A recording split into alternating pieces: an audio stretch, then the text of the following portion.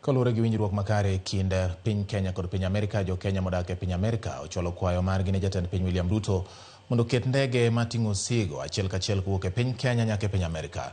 Kotelo kod jakom Samuel Nyaga giwacho ni nitiere thuolo mathoth mag ohala e kind pinje ariyogo kirango kwan Jokenya modak Amerka, mak mana ni yore mag yudo osigo kowuok e piny Kenya osekelo ng'ikruok e wechego mag ohala.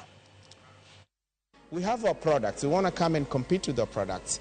But we've forgotten that who are the consumers of these products? We have a group that came together, and then now it's called the Kenya Trade Expansion Advisory Group. It's just a few guys that came together and said, what can we change the mind shift of the Kenyan government to be able to promote the trade of these small goods that we use. If I know you're coming to Minnesota from back home, I give you a ring, I tell you, hey, nilete roiko mbili tatu hivi, nilete unga ya mahindi, nilete mahindi. But now we are looking at it, can we support Kenyans who are entrepreneurs who can be able to open up grocery stores or who even have gas stations? Can we be able to have the government facilitate bringing these goods into their stores in all the states? Kenyan consumers themselves are able to get those goods. The U.S. is far from Kenya.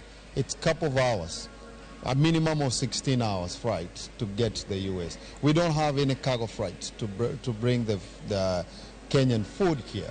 So you have to go through water, and it will take a while to get here.